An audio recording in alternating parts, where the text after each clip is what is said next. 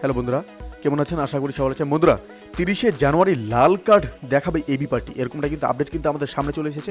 অবশ্যই আমরা বিস্তারিত আলোচনা করব। তার আগে আপনি যদি এই চ্যানেল নতুন থাকেন তাহলে চ্যানেলটি সাবস্ক্রাইব করে আমাদের পাশে থাকুন এরকম নিত্য নতুন রাজনৈতিক আপডেটগুলি সবার আগে পাওয়ার জন্য। তাহলে চলো বন্ধুরা, শুরু করা যাক। দ্বাদশ জাতীয় সংসদের প্রথম অধিবেশনের প্রথম দিন 30শে জানুয়ারি লাল কার্ড কর্মসূচি দিয়েছে আমার বাংলাদেশ পার্টি অর্থাৎ এবি পার্টি। আজ শনিবার বিকেলে দলের কেন্দ্রীয় কার্যালয়ে এক সংবাদ ব্রিফিংয়ে এই ঘোষণা দেন এবি পার্টির সদস্য সচিব মুজিবুর রহমান। ব্রিফিংয়ে এবি পার্টির যুগ্ম আহ্বায়ক তাজুল ইসলাম বলেন, এই মুহূর্তে দেশে মিডনাইট একাদশ সংসদের 350 সদস্য রয়েছেন, আর ডামি দ্বাদশ সংসদের 298 জন সদস্য শপথ নিয়েছেন। এ নিয়ে বর্তমানে 648 জন শপথবদ্ধ সংসদ সদস্য রয়েছেন। তবে 29শে জানুয়ারি একাদশ সংসদের মেয়াদ শেষ হবে। একটি সংসদ বহাল থাকতে আরেকটি সংসদের সদস্যদের শপথ নেওয়া সাংবিধানিক লঙ্ঘন।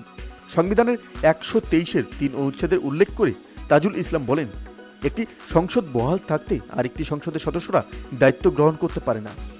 ব্রিফিংয়ে আরও উপস্থিত ছিলেন এবি পার্টির যুগ্ম মহাসচিব এবং আসাদুজ্জামান ফুয়াদ, জোবায়ের আহমেদ ভুইয়া, দপ্তর সম্পাদক আবদুল্লাহ আল মামুন, প্রচার সম্পাদক আনোয়ার সাদাত, মহানগর দক্ষিণের যুগ্ম আহ্বায়ক গাজী নাসির, যুগ্ম সদস্য সচিব সাফিউল বাসার প্রমুখ। বন্ধুরা, এই ছিল আমার একটা ছোট্ট একটি আপডেট যেটি আপনাদের সামনে তুলে ধরলাম। অবশ্যই এই আপডেট সম্পর্কে আপনার কি মতামত সেটি আমাদের কমেন্টে জানাতে ভুলবেন না। ভালো থাকবেন, সুস্থ থাকবেন, ধন্যবাদ। দেখা হচ্ছে পরবর্তী নতুন কোনো ভিডিওতে। আপনি কোথা থেকে দেখছেন সেটিও আমাদের কমেন্টে জানাতে ভুলবেন না।